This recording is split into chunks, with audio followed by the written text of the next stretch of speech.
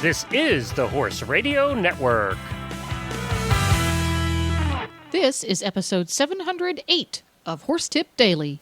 A different horse tip, a different equine topic, a different equestrian expert every day. Horse Tip Daily brings the world of equine knowledge to you, one day at a time. Today's tip is brought to you by EquestrianCollections.com.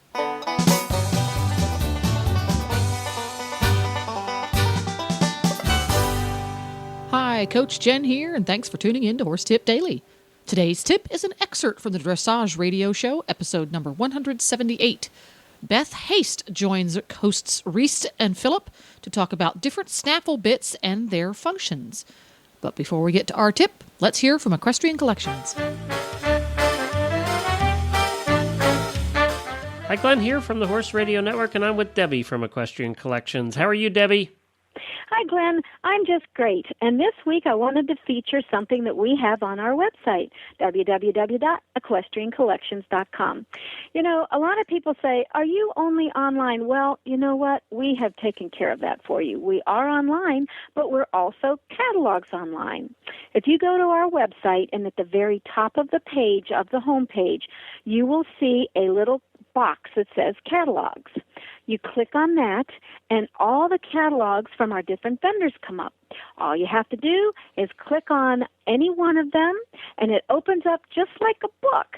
It's just really cool. You just click at the bottom of the page, and the page turns as if you were looking at a catalog, sitting there in bed or something.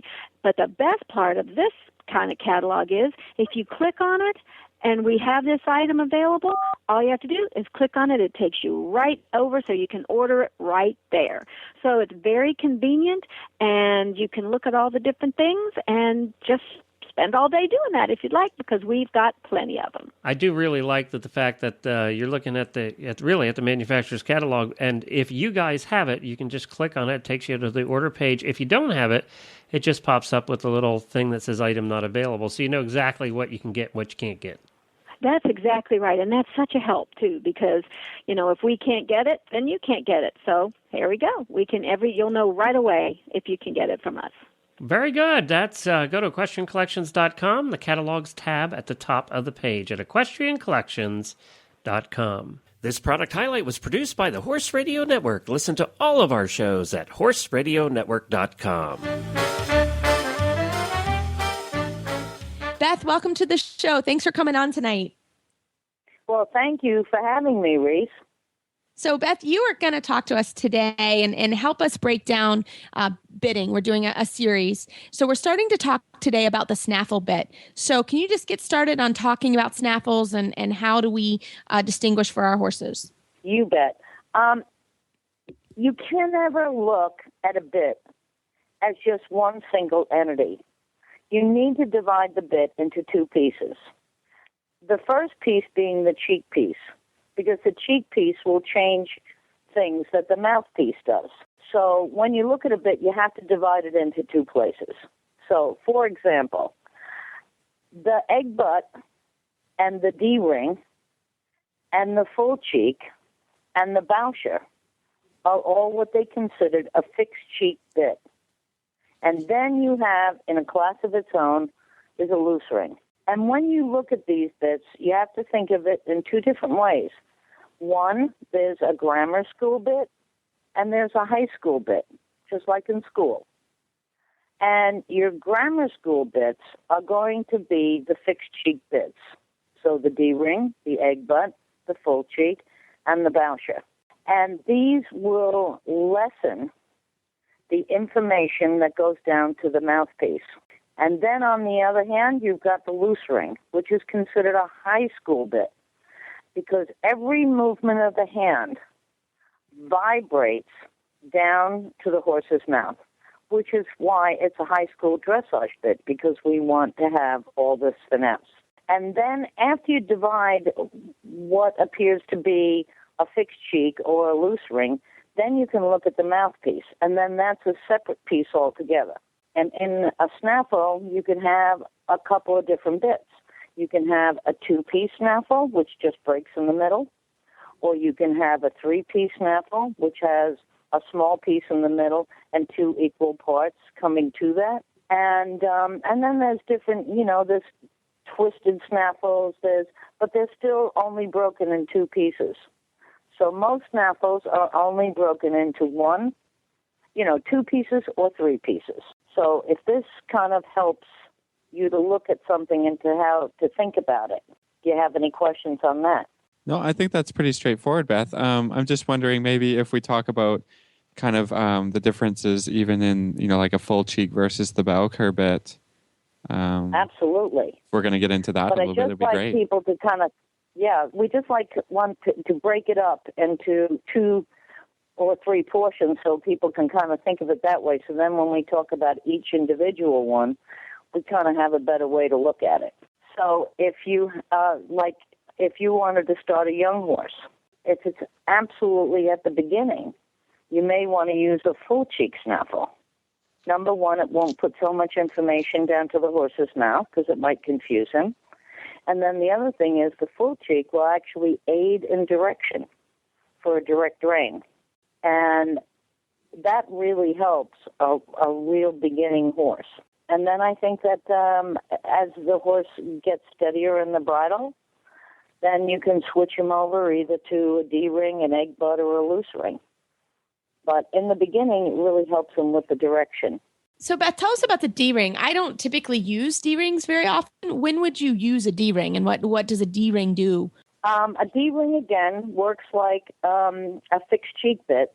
So a little less information is going down the rein to the mouthpiece. And the D-ring, and especially American D-rings, are quite long next to the mouthpiece. And that will also give more direction to a young horse. Almost work like a full cheek snaffle. Yeah, I was just going to say, I think it works very similar to a full cheek, and then the egg butt, in comparison, has a less kind of bit on the side of the horse's mouth. Is that correct? That's correct. And in the egg butt, it doesn't give you the direction, but it's still a fixed cheek bit, so you still don't have too much information going down the rein to the mouthpiece. And an egg butt can be really, really good for a beginner rider because maybe their hands aren't quite as steady or as precise as they could be. The full cheek, the egg butt, and the D-ring will maybe make it a little bit easier to communicate with the horse until their hands get a little bit better. And how about the bowsher? That's a little bit different action, isn't it, in the horse's mouth? Yes. The bowsher still works like a fixed cheek, so there's not going to be as much information going down to the rein. But where a regular snaffle, whether it be an egg butt, loose ring, full cheek, or, will still have the horse elevated a little at the pole and then back to the rider's hand.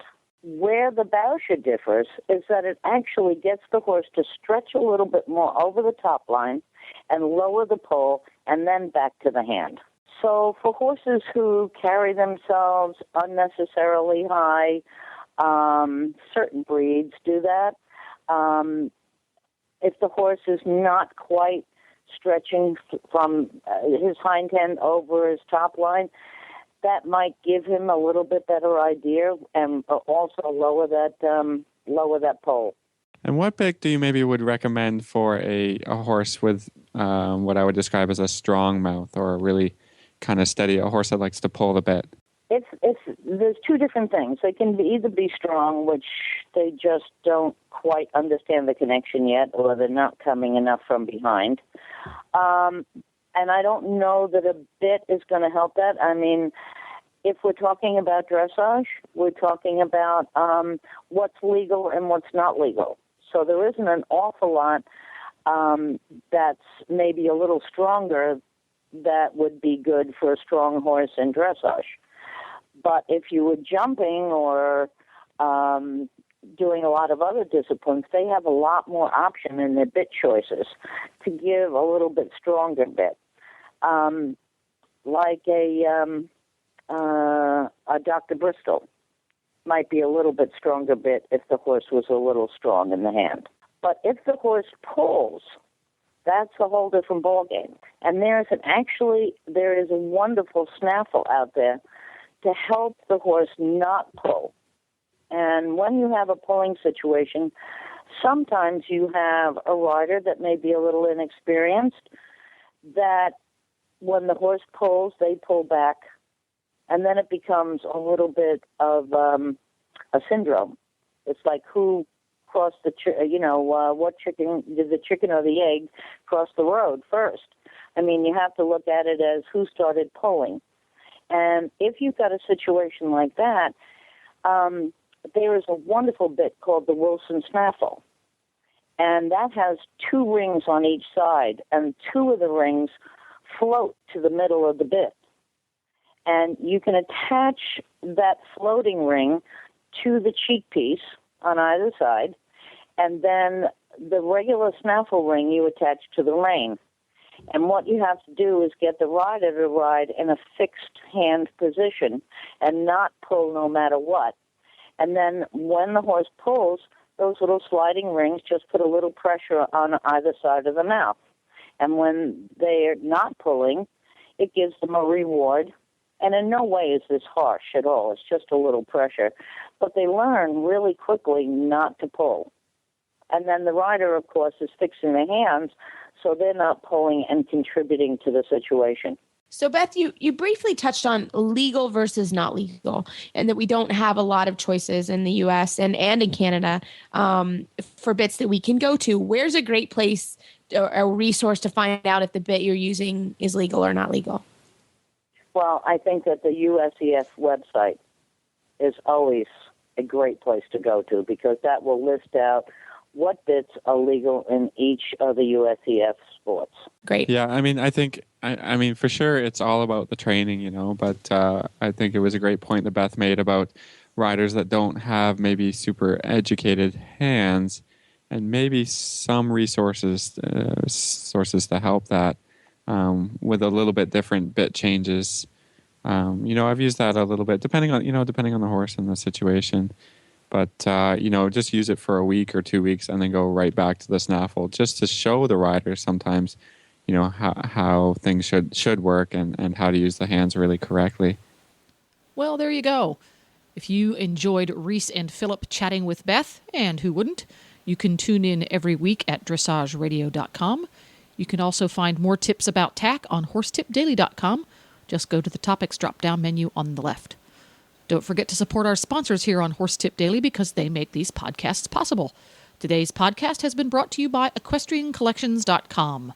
Just like Horse Tip Daily brings the whole world of equine knowledge to you, Equestrian Collections brings the whole world of equine online shopping to you. And I especially love their online catalogs. It's just like sitting there with the catalog. Check them out today at EquestrianCollections.com and tell them Coach Jen sent you. Please stop by the Horse Tip Daily Facebook page and let us know what you think of the tips you hear on the show. It's also a great place to tell us about topics you'd like to hear us cover on the show. You can subscribe to all the great shows on the Horse Radio Network through iTunes or Zune and get your horse podcasts automatically downloaded to your iPod, Zune, or MP3 player. You can also listen to the shows right on Facebook. The player's right there every day. I'll be back again tomorrow with another new expert and a different horse tip. Until then, go ride your horse. The Horse Radio Network and the Horse Radio Network hosts are not responsible for statements of guests or their opinions. Use your own judgment when listening to the tips provided by the experts on Horse Tip Daily.